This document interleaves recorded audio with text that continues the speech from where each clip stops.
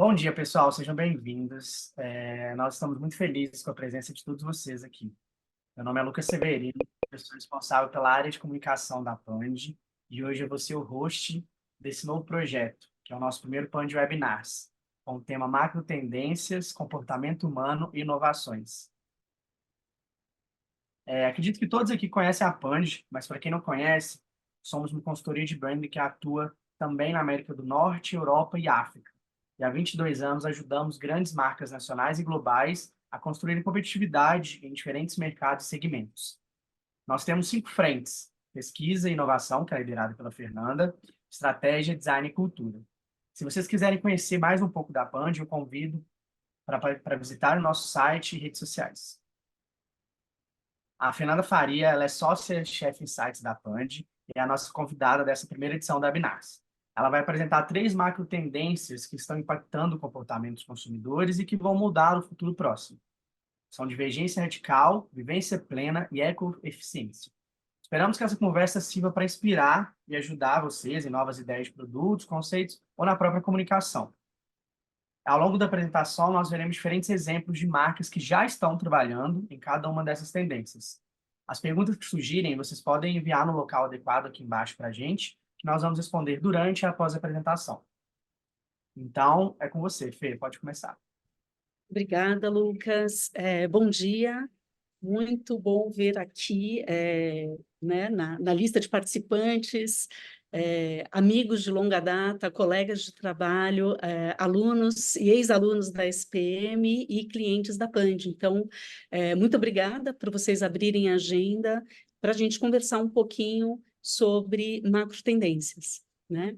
E espero aí, durante esse tempinho, a gente acredita que nossa conversa aqui vai demorar por volta de 45 minutos, para que no final a gente possa ir trocando né, percepções e que a gente possa fazer um bate-papo aqui no final, tá bom?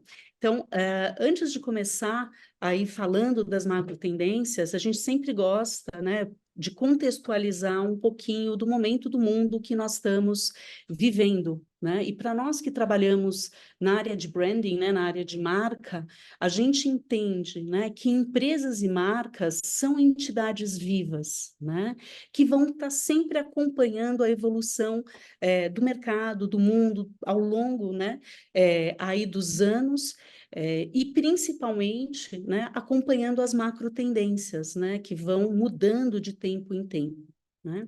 A gente entende, né, que, por um lado, existem empresas que falham ao entender, né, o comportamento do consumidor e entender as macro tendências, ou seja, o que vai mudar num curto espaço de tempo ou de longo, né, em longo prazo. Né? E aí a gente vê e percebe que já existiram marcas, né, que tiveram que sair do jogo, né, que não conseguiram repensar os seus modelos de negócio e acabaram tendo que sair de atuação, né? Deixaram de existir, diríamos assim.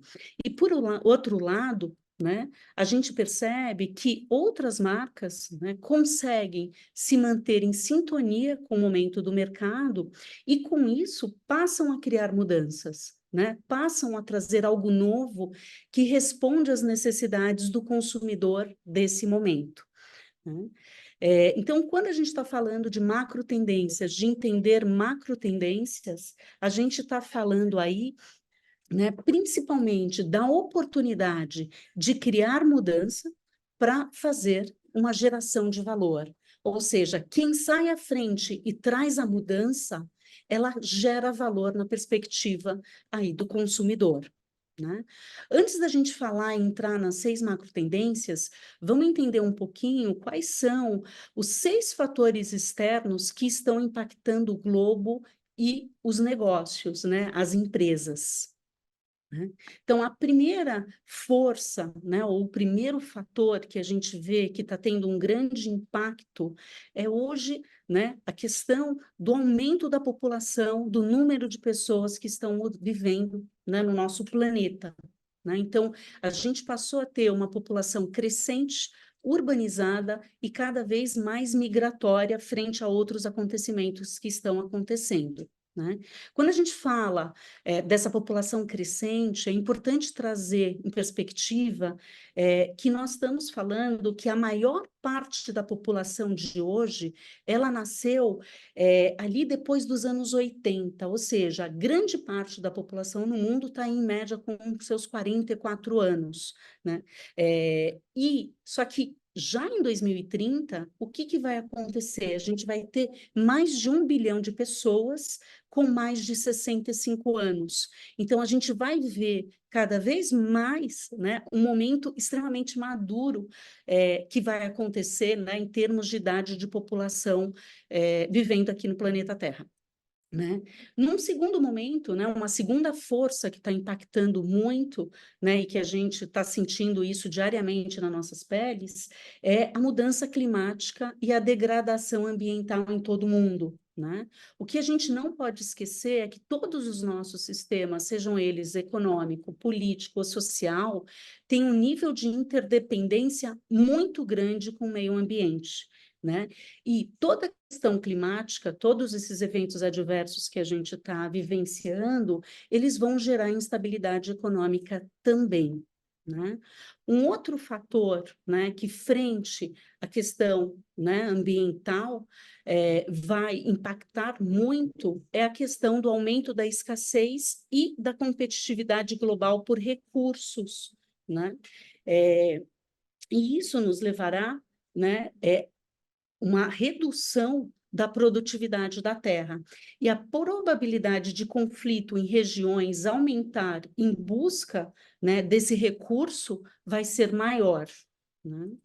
O outro fator é a aceleração, né, e a convergência tecnológica. Né? Isso a gente está vivenciando de forma muito forte. Né? A gente está percebendo, nós estamos na 4ª Revolução Industrial, né? A gente está vendo uma disseminação da automação, né, na indústria e um amadurecimento de tecnologias que nasceram num tempo recente. Né? Então, na hora que a gente fala de robotização, a gente fala de inteligência artificial, que vai mudar muito a forma da gente trabalhar, de impressão 3D, todas essas tecnologias vão passar a ter uma presença muito mais forte. Né?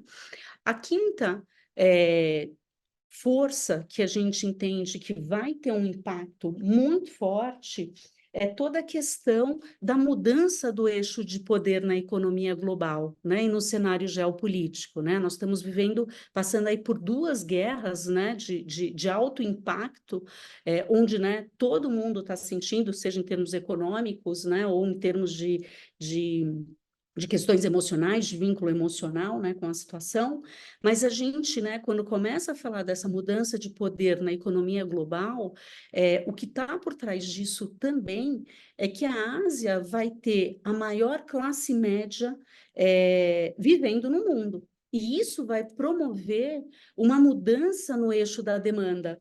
Né? Então, a gente vai ver nesse processo, né, no impacto do crescimento da população e da classe média dentro da Ásia, uma maior competição entre os estados pelo controle de matérias-primas, né, para suprir as suas populações.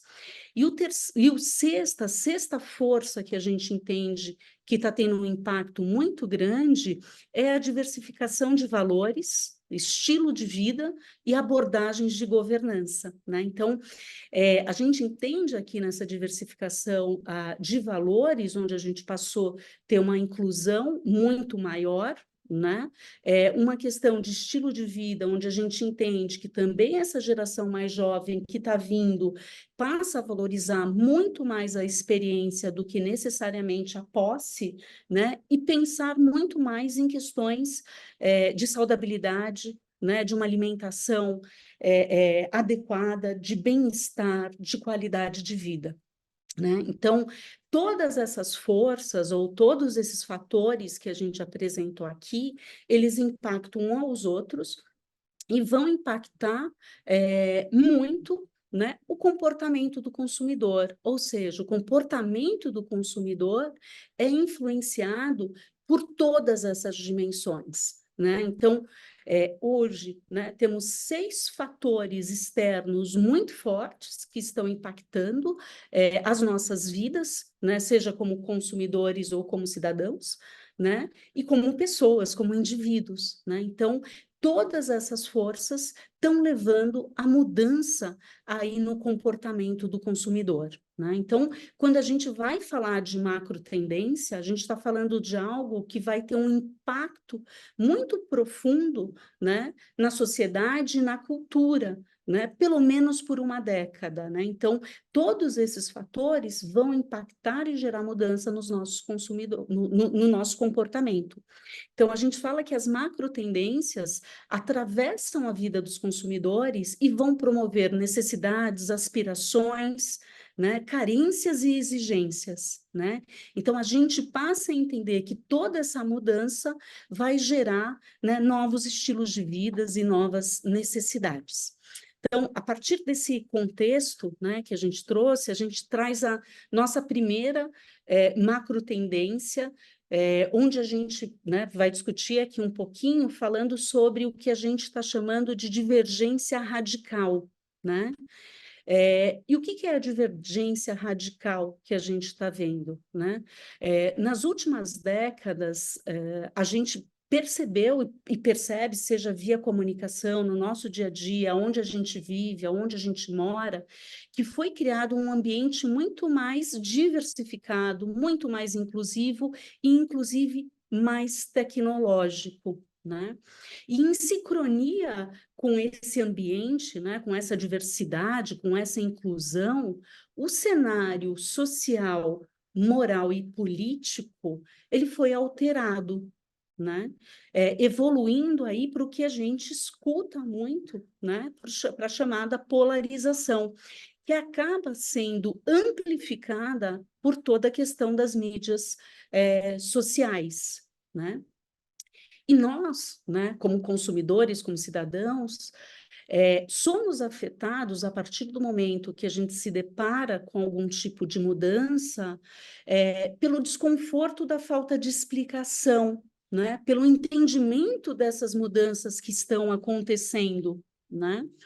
E é por isso que o conteúdo, né, simplificado, a gente vai trazer aqui, né, falando que a gente, né, olha esse conteúdo hoje das mídias sociais que vem fazendo sucesso como um conteúdo simplificado, né? Por quê? Porque são conteúdos que vão retratar situações de alegria e de tristeza, de segurança, de perigo, de vida e morte, né? Quase que trazendo somente 2 lados dentro dessa visão, né? Dividindo a sociedade em né? O que fica entre bem e mal, luz e sombra, né? Então, essas narrativas, né? Elas acabam simplificando o que a gente entende que são questões complexas, né? Então, a gente vai ver aqui um pouquinho mais para frente de que essas mudanças que estão acontecendo na sociedade não são mudanças simples, né? A gente não consegue explicar isso de uma forma tão rápida, né? Quando acontecem essas mudanças. Mas essas histórias que são fáceis, né? Altamente digeríveis pelas pessoas, elas acabam destacando muito mais a diferença entre nós e eles, né? Colocando o outro ali, de certa forma, ao não entender o seu comportamento muitas vezes, como um adversário, né? Então, isso somado, né, a toda a questão dos algoritmos, né, a toda a inteligência artificial que a gente está vivendo, aos filtros, né, todos esses algoritmos, né, que são e foram criados pelas grandes plataformas, né, elas vão determinar também o que chega, que tipo de conteúdo chega para a gente. E aquele conteúdo que chega, né, porque a gente vai sempre dando clique, a gente vai sempre nesse processo de reforçar o que a gente gosta nas mídias sociais, aqueles vídeos que chegam para a gente são vídeos que estão também alinhados com o nosso posicionamento, né? Com a nossa visão de mundo, com aquilo que a gente gosta, com aquilo que a gente acredita e com aquilo que a gente defende, né? Então, esse comportamento, né, nosso nas redes sociais acaba colocando a gente nesses espaços que a gente passa a chamar, né, de bolhas de proteção, né? Por quê? Porque a gente tem necessidade, né, de pertencer, né? Básico, é uma necessidade básica do ser humano, né? A questão do pertencimento, né, de fazer parte de um grupo, né? Então, a partir do momento que eu reforço o meu comportamento nas redes sociais, aquilo que chega para a gente diz respeito àquilo que a gente acredita, a gente passa a viver nessas bolhas, deixando o que é diferente do lado de fora, e a gente passa a interagir com aquilo que a gente passa a chamar de câmera de eco de crenças, né? Uma câmera de eco entre aquilo que a gente acredita, como se fosse uma pedrinha jogada numa lagoa, a gente passa a conviver dentro desse ambiente, e tendo relação com questões políticas sociais, né, comportamentos políticos, sociais e comportamentais que dizem respeito àquilo que a gente acredita, né? E a gente faz parte desse grupo de pessoas nessa comunidade que não necessariamente tem raiz na vida real, né? A gente passa a fazer parte de comunidades que são globais, dependendo do valor que a gente tem, né? E do que a gente está seguindo e do que a gente está atuando. E qual que é o resultado, né, que a gente está vendo e está vivenciando, né? Ou seja, a gente está cada vez mais, dentro da nossa câmera de eco, reforçando aquelas ideias que a gente acredita, né? E com isso, as visões diferentes vão ficando cada vez mais absurdas e cada vez mais inaceitáveis, né? E isso faz com que a nossa empatia com o outro, né, com o diferente, diminua, né, inibindo o próprio diálogo e a própria troca de pensamentos e de abertura de pensar para lidar com o diferente, né, daquilo que né, não é o nosso reflexo, diríamos assim, né? Então, como isso tudo começa, né, toda essa polarização e tudo isso que a gente está vendo começa, né? Então, a gente percebe uma mudança, né? Seja ela de caráter social, moral ou política, né? Que promove a expressão ao direito de grupos minoritários, né? Que normalmente tendem a ser diferentes, né? Então, essas mudanças, né, seja de caráter moral, social ou político, né, de amplo alcance, que vai, né, a partir do momento que a gente não entende muito bem, que a gente não consegue entender, porque esses grupos passam a ter mais voz de atuação, né, têm um comportamento legítimo, né, começam a gerar questionamentos. Então, o que a gente vê, né? Então, a partir do momento em que a gente tem uma mudança, né, uma inclusão de algo que é novo e diferente, a gente vê surgir quase que simultaneamente uma reação, né, a essas mudanças, e muitas vezes organizada, né? E a gente está vendo até pela mídia social que elas passam a ser cada vez mais organizadas, né? Então, a gente entende, né, a partir do momento que tem uma mudança, que tem quase uma contra, né, um comportamento contrário ao ritmo, né, uma reação contrária ao ritmo dessas mudanças, né, principalmente causada pela exposição ao que é o diferente, né, onde a gente tem muitas vezes, né, o medo de aceitar, né, esse diferente, essa outra perspectiva, essa outra forma de ver o mundo, né? Então, a partir do momento, né, em que nós, né, os indivíduos, estão navegando aí nas mídias sociais, a gente passa a gravitar em torno de grupos que oferecem essas explicações simples, né, consolidando as nossas visões, né? Então, todos nós estamos vivendo nesse momento, né? Então, o que a gente percebe? Que em termos de comportamento de consumidor, hoje, né? Todas as questões morais, sociais, políticas e até ambientais, como a gente vai ver, estão no centro da formação das identidades, né? Então, cada vez mais as nossas identidades estão sendo pautadas por essas questões, né?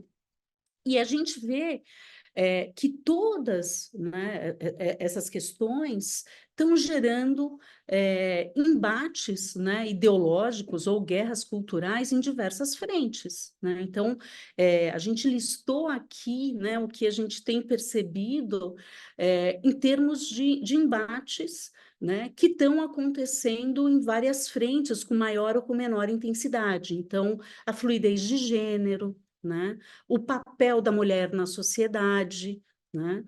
A inclusão de pessoas com deficiência, a questão do etarismo, né? A questão de saúde pública e segurança, e toda a questão aí de tecnologia, de inteligência artificial, que a gente vai passar a discutir aqui para frente, né?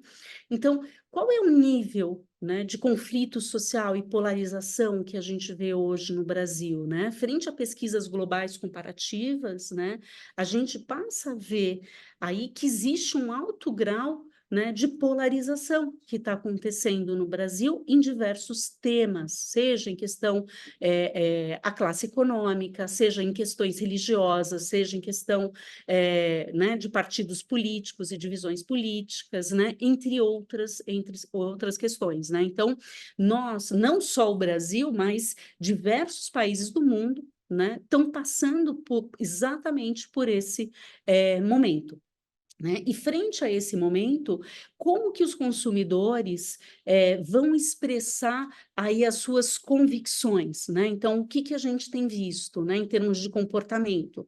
A gente vê que parcela desses consumidores estão buscando marcas que estão se alinhando, né, a valores sociais, né, políticos e morais. Então, a gente tem uma parcela de pessoas que são mais ativistas e que buscam marcas que representem os seus valores, uma parcela de pessoas que está dizendo, olha, estou longe disso, e uma parcela que, né, que é só que os produtos e as marcas foquem aí nas características de produto. Né? Então, a gente começa a ver uma diversificação, uma subsegmentação em termos de comportamento, né, do consumidor.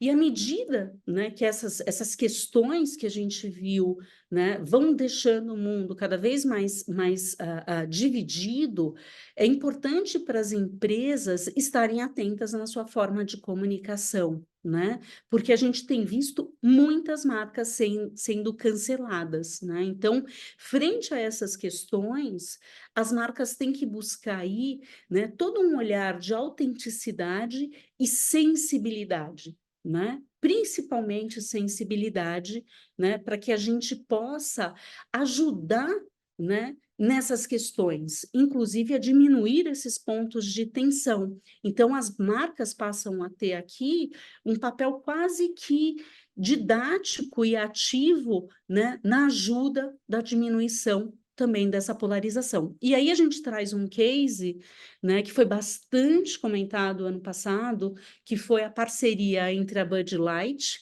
né, e uma transgênero, que é a Dylan Mulvaney. Né? Então, a Dylan, né, tomou a decisão de fazer essa transição, né? E ao longo da transição, né, ela foi acompanhada no TikTok por mais de 1 bilhão de pessoas. Né? Então, conforme ela tomou a decisão e ela foi divulgando a sua transição, né? Conforme ela foi mudando. Né? E nesse processo, e com um tamanho de visibilidade, né, a Bud Light resolveu fazer, num ano, né, quando ela completava 1 ano como mulher, a Bud Light resolveu fazer uma parceria, né, com ela, estampando o rosto dela, nas latas e levando isso, em termos de comunicação, no dia que estava acontecendo o maior campeonato, a final do maior campeonato de basquete nos Estados Unidos. Né? Então, a ação que eles fizeram foi colocar, né, uma comunicação, né, com a Dylan, né, vestida aí como a Audrey Hepburn no Breakfast at Tiffany's, né, ela estava toda arrumada, mas ela dizia, então, que ela estava muito feliz, né, ao longo dessa transição, né, mas que ela não entendia muito de basquete, nem do campeonato, né, e isso acabou sendo não muito bem recebido pelos consumidores da Bud Light, né, ou seja, tanto a porta-voz, que era a Dylan, como o conteúdo que foi falado, né, não desceu redondo para esses consumidores, né? Por quê? Porque a marca era uma marca que sempre esteve muito ligada a esporte, a futebol, a basquete e a masculinidade. Então, isso gerou quase que uma dissonância cognitiva, né? O consumidor, né, que estava ali assistindo né, a sua final de basquete, né, consumindo a marca, que sempre teve atrelada a determinados valores, vir e celebrar, né, essa transição, né?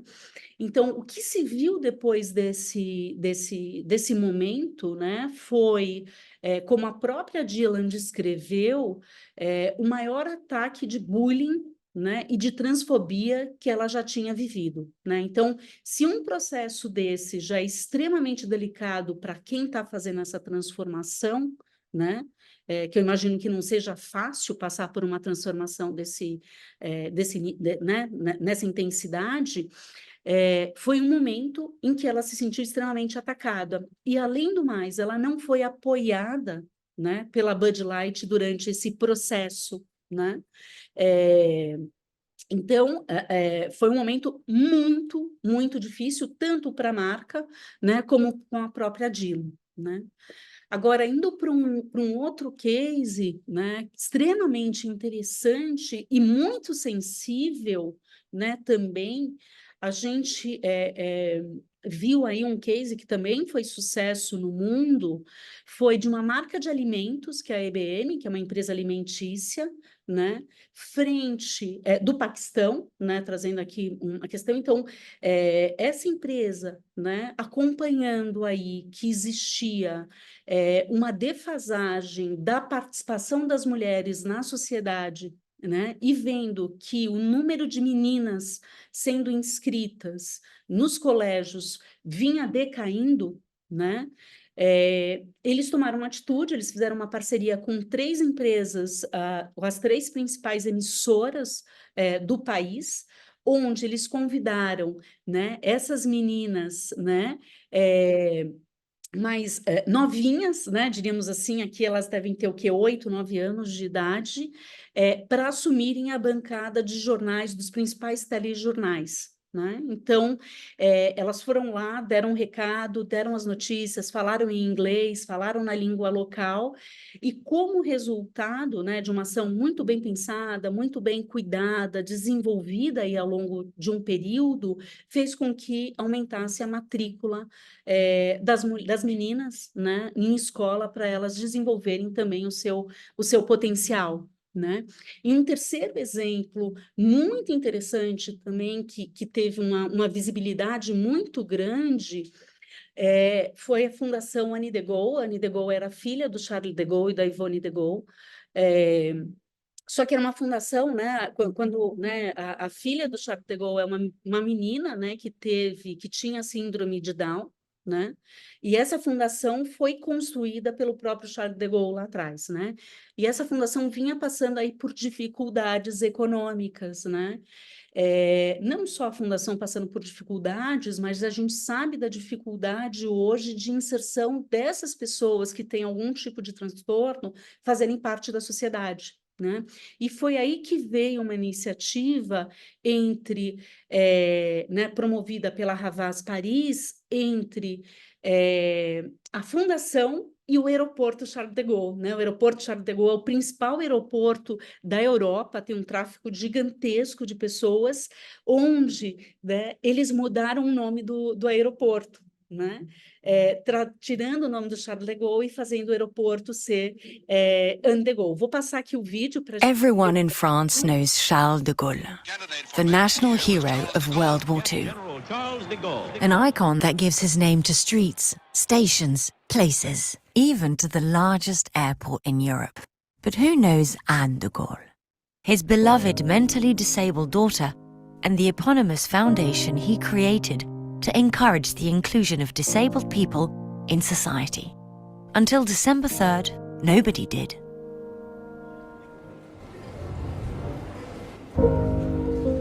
Le plus grand aéroport européen change de nom. C'est un geste symbolique d'une puissance et d'une force incroyable. Le général de Gaulle laisse sa place à sa fille Anne.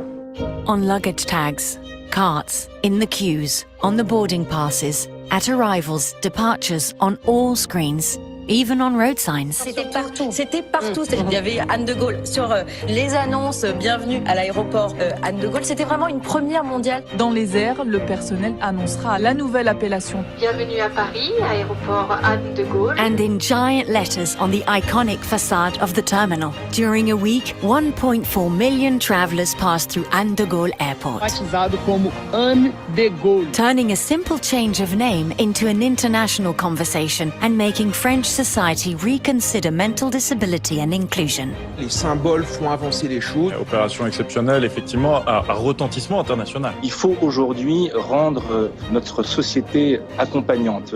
It only lasted a week, but for Gauthier, Philippine, Léa, and the million French disabled nationals, we changed their lives, as they are now not only unignorable, but celebrated.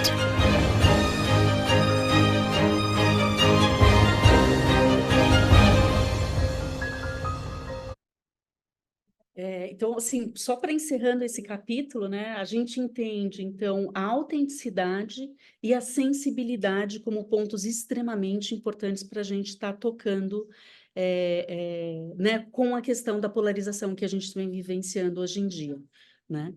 Vamos entrando aí agora na nossa segunda macro tendência, né? Oi, Lucas. Chegou 2 perguntas aqui para a gente sobre essa primeira parte, aí eu vou ler para você responder algo, tá? Pergunta 1. Você acha que a tendência de polarização vai continuar? Por quanto tempo? E como as marcas devem atuar nesse processo? Eu acho que eu já respondi um pouquinho, né? Mas assim, a gente não consegue prever quanto tempo essa questão de polarização, né? O que a gente sabe, tanto em termos de comportamento de consumidor e estudos divulgados, é que quanto mais existe informação, né, construtiva para diminuir, né, os preconceitos, a polarização ela tende a diminuir, né? Então, quanto mais informação e mais ações, por exemplo, desse tipo que a gente está vendo, ajudarem nessa construção melhor, né? Então, a gente não consegue prever esse tempo, mas a gente entende que as marcas têm espaço para trabalhar, né, de uma forma autêntica, muito autêntica e muito sensível, né? Porque a sensibilização ajuda a promover essa baixada de barreira, tá? Tá, e a segunda pergunta do Beto Carvalho é: como utilizar essas macro tendências para alavancar a priorização do investimento na saúde mental de crianças e jovens como estratégia de fortalecimento da resiliência, geração de produtividade, desenvolvimento sustentável e proteção dos direitos humanos e planetários? Como advogar por esse impacto coletivo? Eu acho que aqui a gente já trouxe um exemplo muito bacana, né? Então, quanto mais as marcas conseguirem, né? Porque a gente está vivendo um momento muito delicado do mundo, então, e com várias questões. Então, quanto mais as marcas atuarem, né, se associarem, elas podem promover essa mudança que a gente tanto quer, né? Então, no caso, por exemplo, aí do Charles de Gaulle, a gente vê que existiu dentro da sociedade, com essa mudança, uma discussão, né? E a partir do momento que as pessoas têm informação, isso também abre outras portas e traz discussões de um nível que pode ser iniciado por uma empresa privada e levar isso para uma discussão pública, né? E a partir daí a gente consegue efetivamente ter mudanças, as mudanças que a gente quer ver, né? Espero que eu tenha conseguido responder as duas, E senão a gente volta lá no final e fala mais um pouquinho, tá bom, Roberto?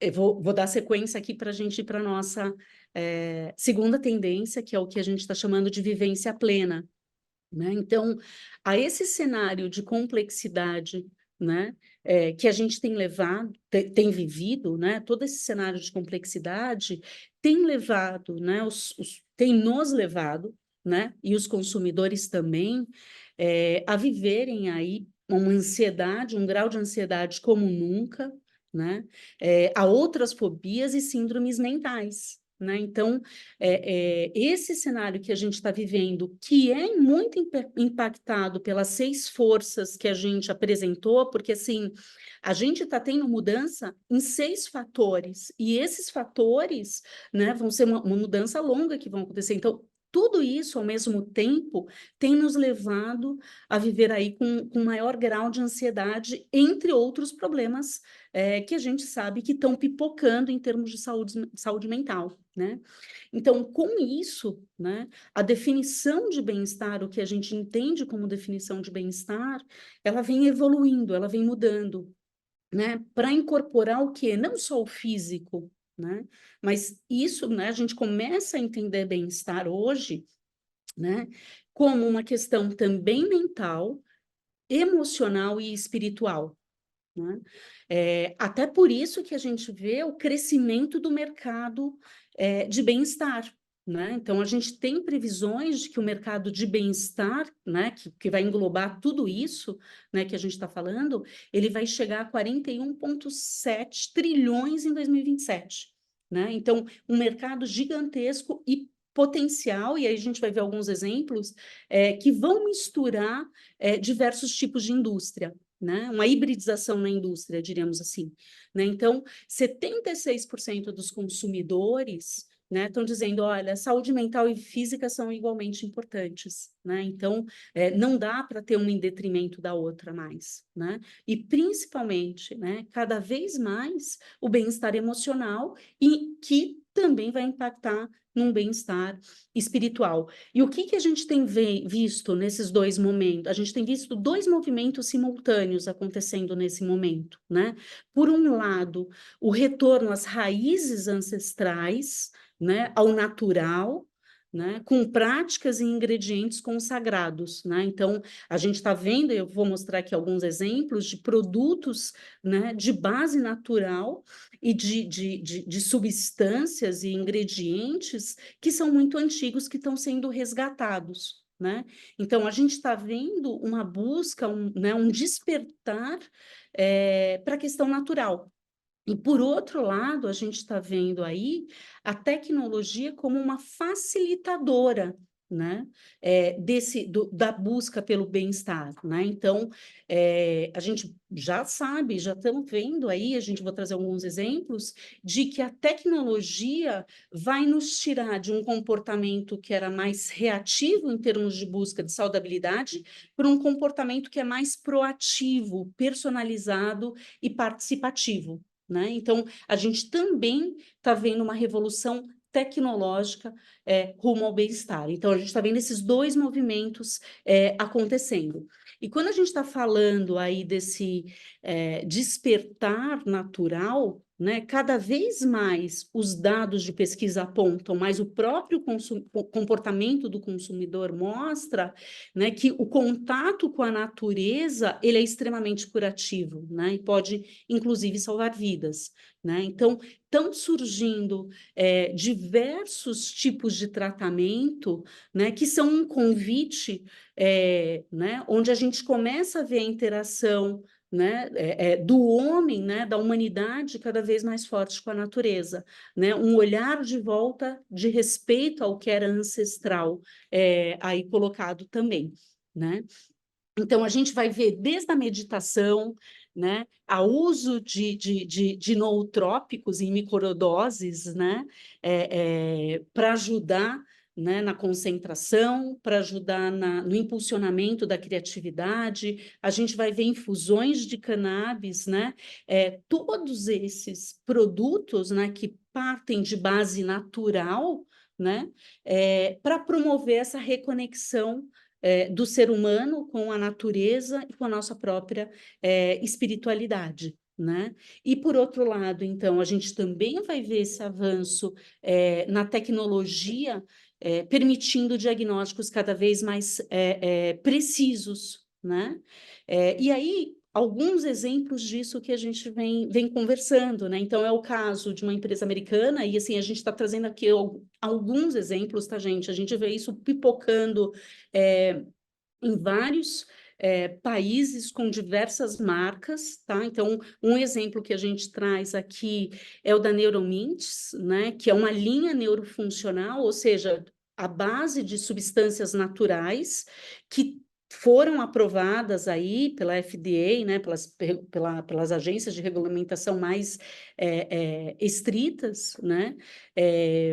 Que ajudam a energizar, né, acalmar e focar a mente. Então, produtos, né, de base natural para nos ajudar com situações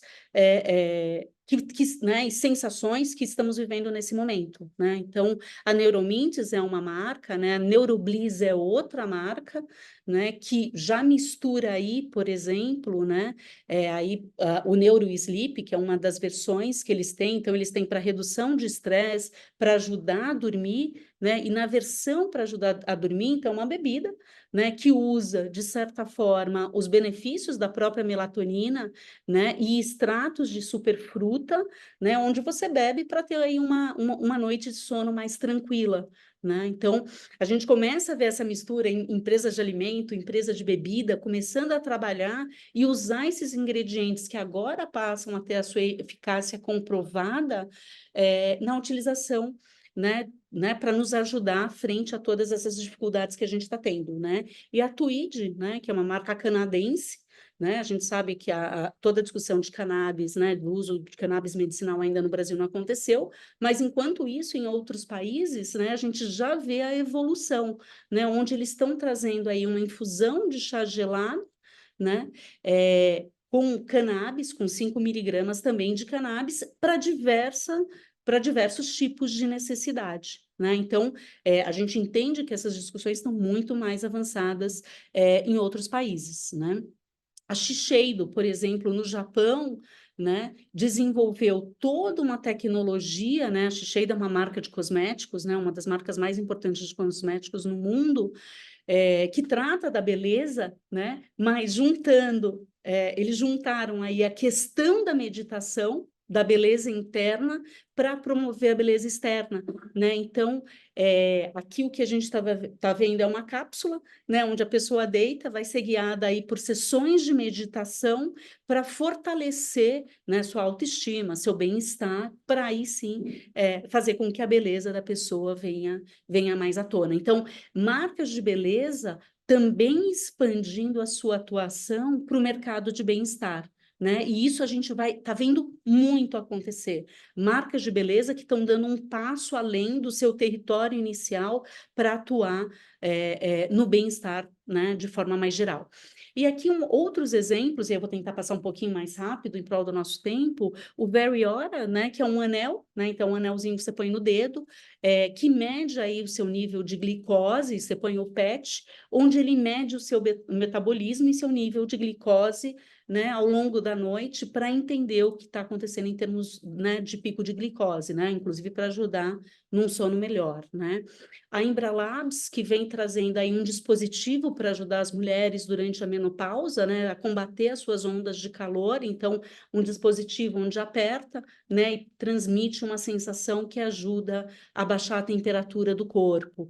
Ou a própria Joylux, que é um dispositivo, né, desenvolvido para o fortalecimento do assoalho pélvico, né? Então, tratamentos que até então estavam restritos a clínicas, passando a ser acessíveis para todas as pessoas, né? Para todas as mulheres aqui, né? Para promover tanto o rejuvenescimento vaginal como o assoalho pélvico, né? Então, a gente começa a ver aqui esse cruzamento também, por exemplo, quando a gente fala da Nilinos Health, né, que já com inteligência artificial, né, com equipamentos e testes, eles conseguem já detectar o comprometimento cognitivo, né? Então, aqui a gente já tem né, e testes que não são invasivos para ir detectando o que está acontecendo aí no nosso cérebro no futuro, né? Ou a Venom Incon, que é uma marca, né, que também já traz aí dispositivos de massagem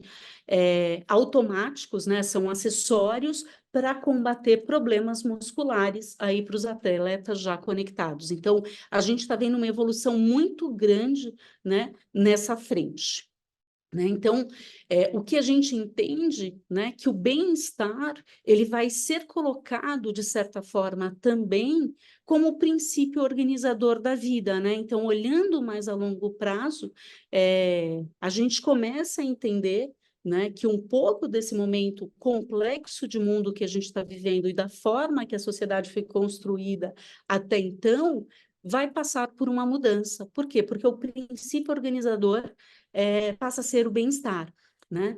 E aí a gente traz aqui um outro vídeo, né, da NIO, né, que é uma empresa da Arábia Saudita, né, onde, de certa forma, eles estão começando a fazer novas construções, né, trazendo para o centro dessa construção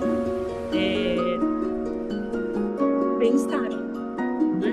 Então, eles estão querendo aqui, né, nesse tipo de construção, redefinir a forma que a gente mora, negócios, conceitos, né, e a conservação ambiental, né? Então, são empresas, né, aqui na Arábia Saudita, obviamente, né,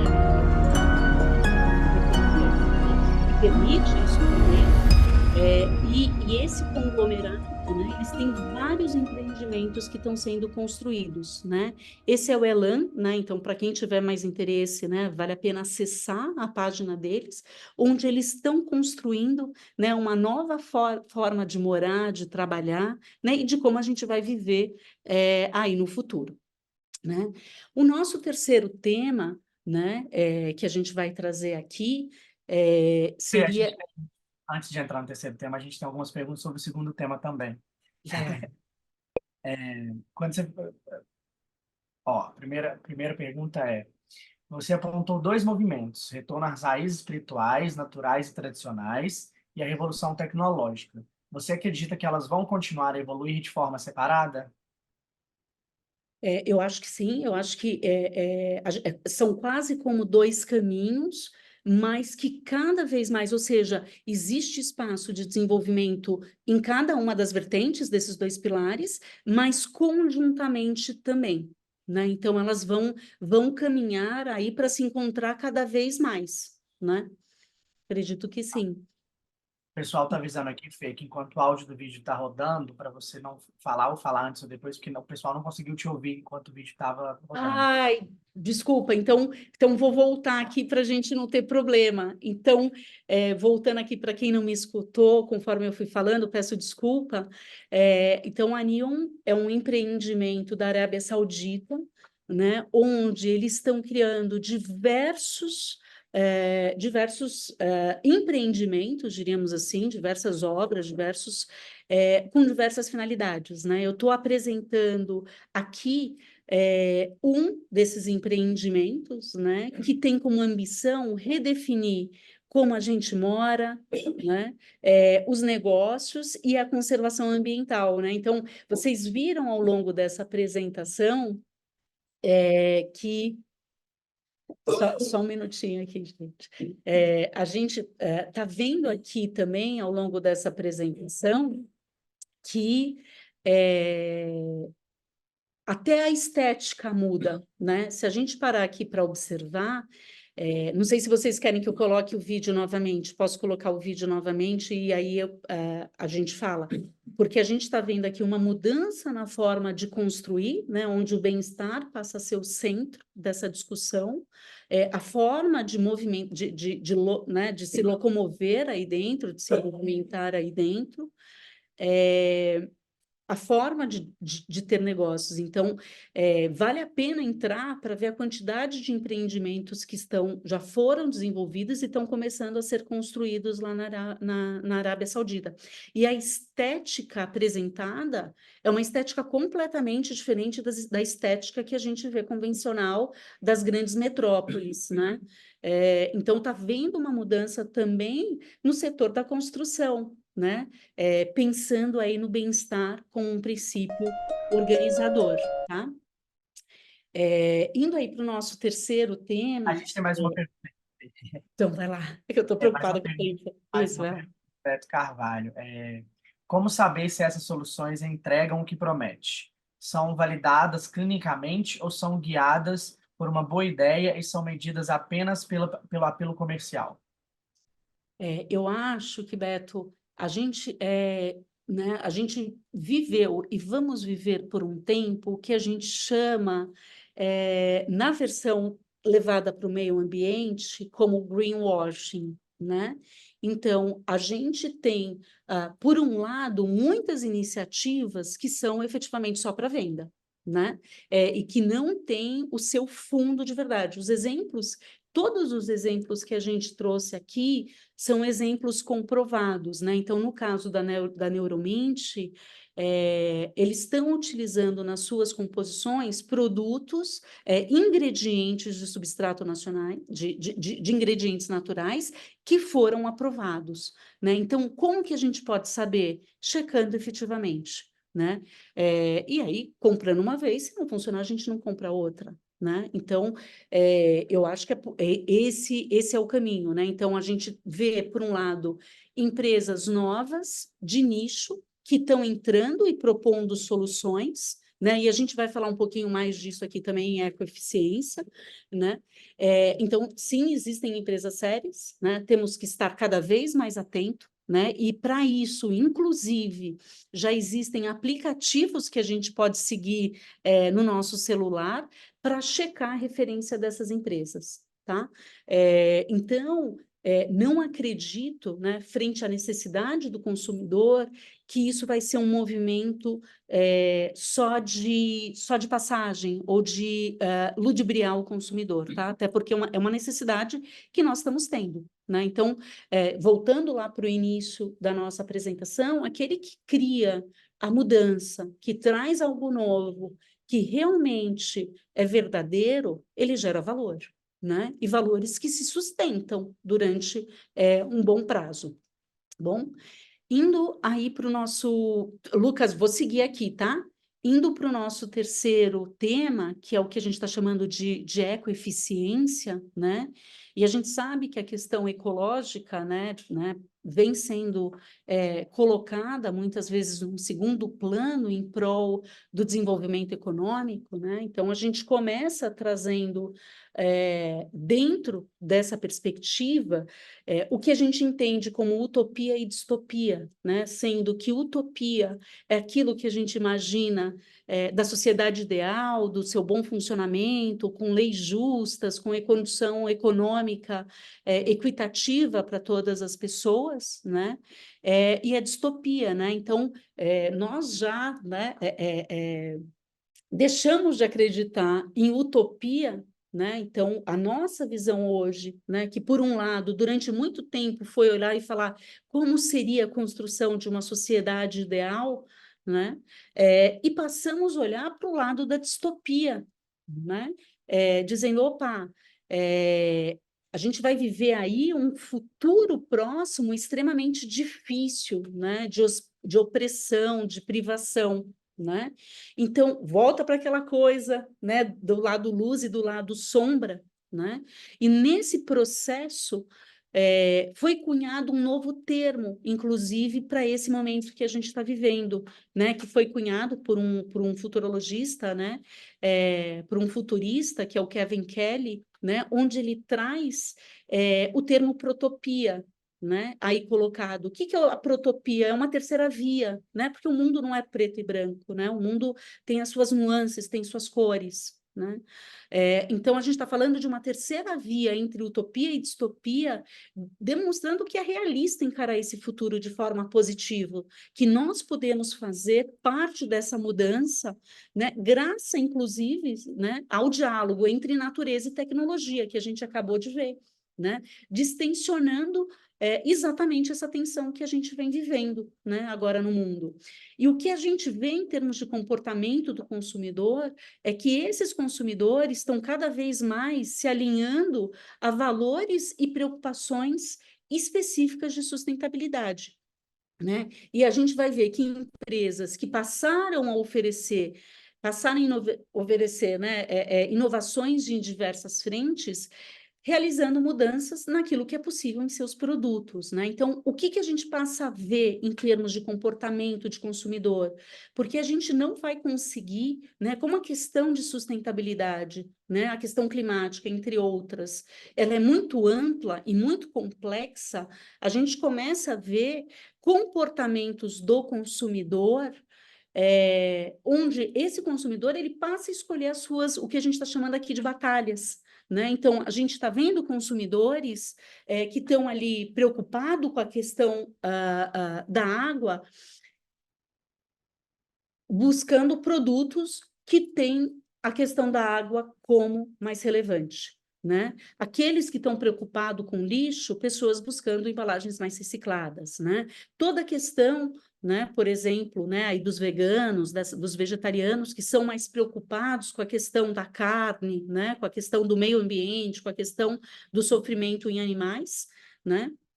E consumidores que, de certa forma, estão muito preocupados com a questão climática, mas que também têm capacidade, né, financeira de bancar uma mudança em termos de hábito, né? Então, o que a gente passa a ver é isso em termos de em comportamento de consumidor, uma subsegmentação, né? Então, isso vai trazendo até para as marcas, para elas começarem a escolher, né, como elas podem atuar, né? Entendendo que nós produzimos os nossos produtos até aqui de uma determinada forma, que mudanças eu posso fazer no meu produto para começar a me atualizar, entregar um diferencial e começar a me conectar mais com os consumidores, né? Então, a gente vê aqueles consumidores que estão preocupados com a questão do uso de água migrarem para algum tipo de produto que reduza na sua formulação a quantidade de água, né? Então, se a gente estiver falando de cosméticos, né, se a gente for falar de shampoo e condicionador, por exemplo, grande parte da fórmula de um shampoo e um condicionador é água,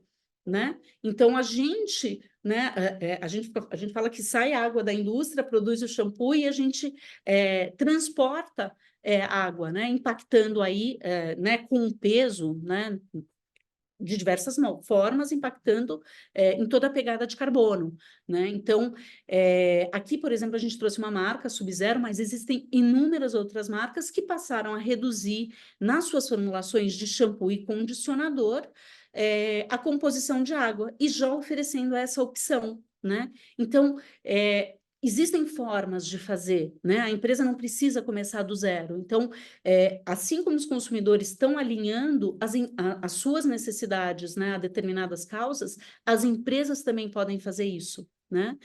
Não dá para fazer uma transformação de um dia para a noite. Então, como que a gente começa essa transformação, né?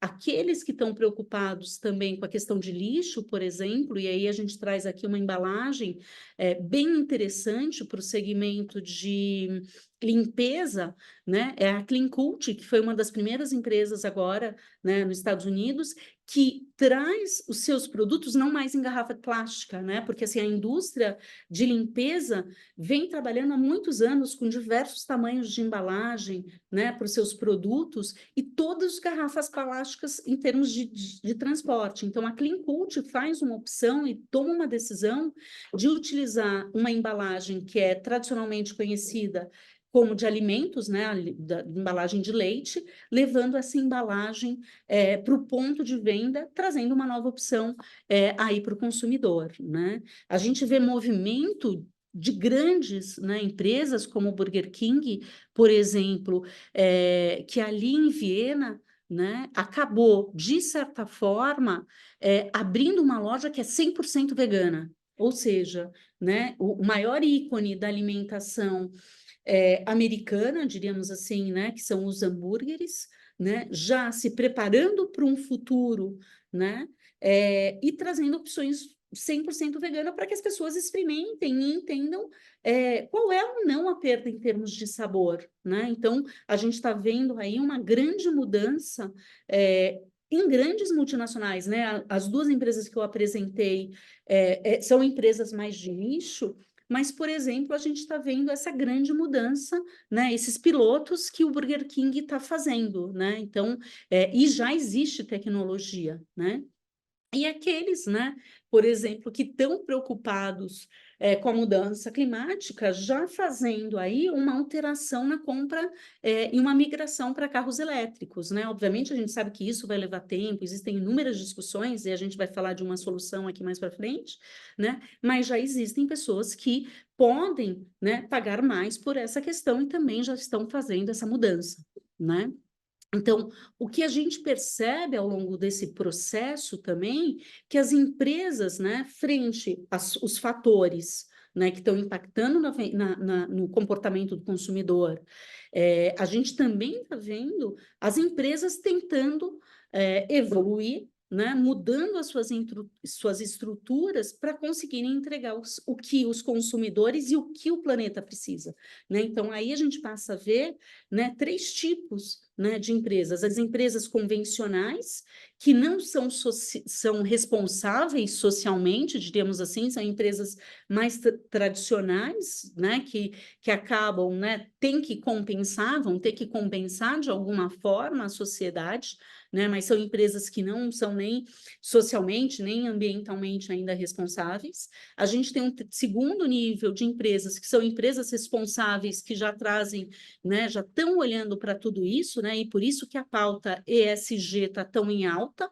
exatamente por isso, porque são empresas responsáveis socialmente, ambientalmente, em práticas de governança, né, e empresas que já estão um passo à frente, que são empresas regenerativas, né, que o papel delas é ajudar a restaurar o planeta, né? Então, toda a cadeia é estruturada de uma forma diferente. Então, quando a gente está falando de empresas regenerativas, né, que vão estar muito associadas já à nova economia, que é a economia circular, são empresas que não deixam resíduos, né, não promovem resíduos, né? Por quê? Então, desde a fabricação do seu produto, né, não sobra nenhum substrato, né, de impacto no meio ambiente, né, seja embalagem, né, e aí a gente vai entender de embalagens biodegradáveis, né, outros formatos de embalagem, né, e fazendo com que esses resíduos façam parte da cadeia, né? Então, nós estamos exatamente nessa migração e nessa nova construção, né? E aí a gente vê dentro desse processo o design como uma força de mudança, né? De forma muito forte, né? Então, o design podendo ajudar a pensar desde o início do projeto até o final, né? Então, como que a gente começa o projeto, né? Putz, como que a gente tem que projetar o lixo, né? A poluição, como que vai ser essa embalagem, qual vai ser o impacto, né? Então, a gente precisa entender desse processo, né?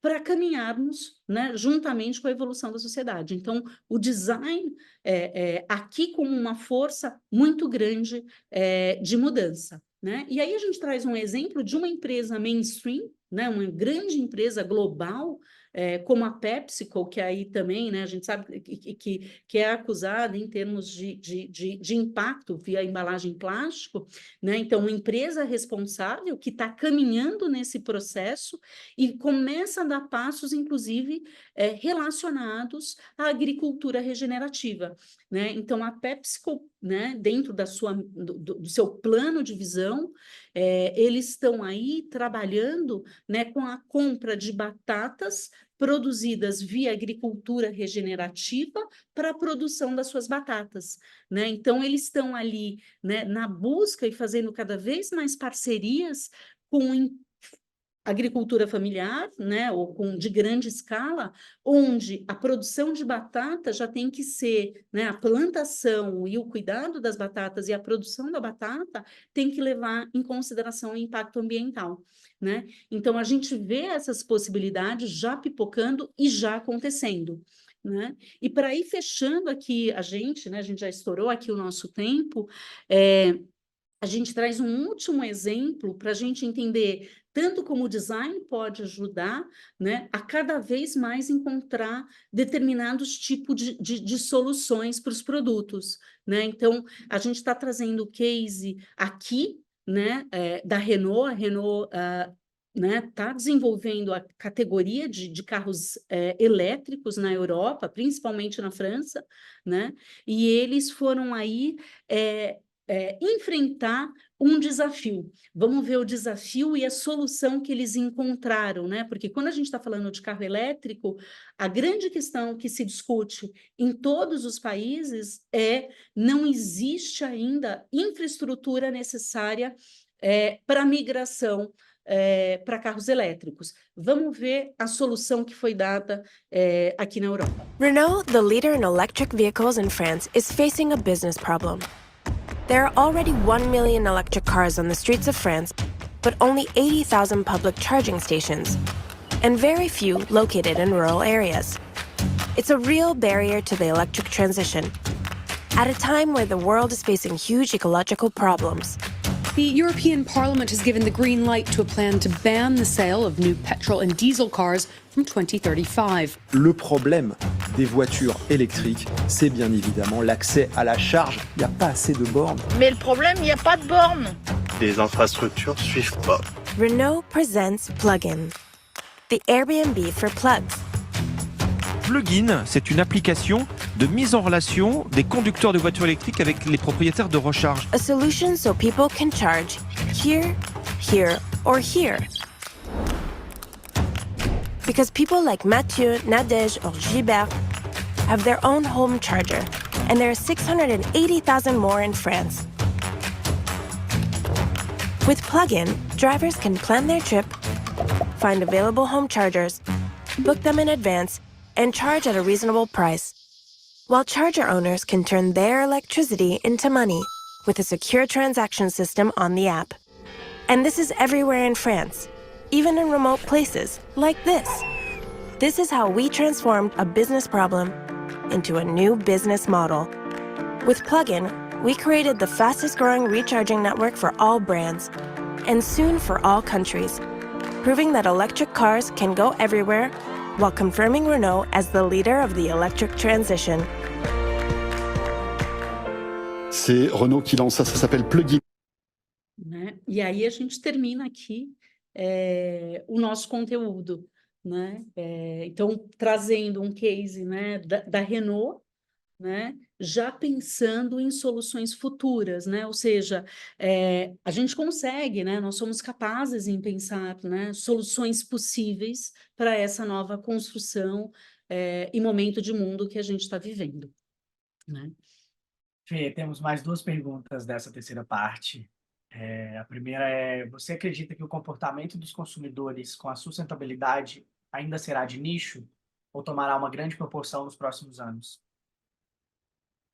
Eu acho, né, que exatamente como a gente está mostrando, que vem acontecendo, né, a gente não acredita que essa mudança ela vai se dar total, né, assim, de forma tão rápida, né, até porque existem poucas alternativas ainda para esse consumidor e que seja acessível, né? O que a gente entende já existe a vontade desse consumidor, já existe a necessidade do consumidor com relação à sustentabilidade, né? Frente a todas as diversidades climáticas que a gente está vivendo, né? Esse consumidor está cada vez mais atento, né? Então, hoje, a gente, né, não dá para dizer que não tem uma pessoa preocupada no mundo, frente ao que a gente está vivendo, né? A gente está sentindo na nossa pele, a gente está sentindo no nosso calor. Então, a necessidade do consumidor está colocada, né? Hoje, a gente vê esse consumidor frente às opções de mercado se alinhando a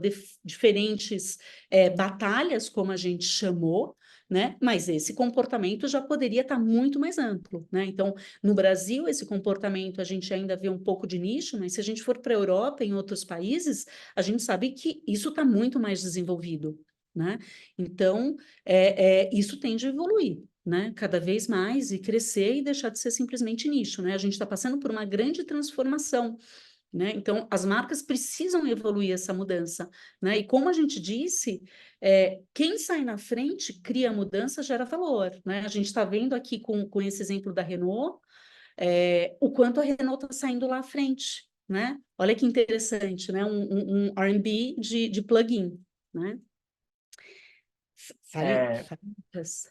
E aí a gente tem mais uma pergunta do Beto Carvalho, que ele perguntou o seguinte: essa linha poderia sustentar estratégias de marketing de causa? Como atrelar as marcas a causas? Quais indicadores podem ser utilizados nessa situação para comprovação do impacto? Então, sim, a gente está falando de marketing de causa também, né? A gente acredita que no futuro grande parte das marcas já vão nascer para solucionar algum problema real. Então, as grandes marcas tradicionais, elas não trabalhavam com causa, né? Se a gente pegar uma Coca-Cola, por exemplo, que nasceu há mais de 100 anos, por exemplo, não existia causa no seu DNA, né?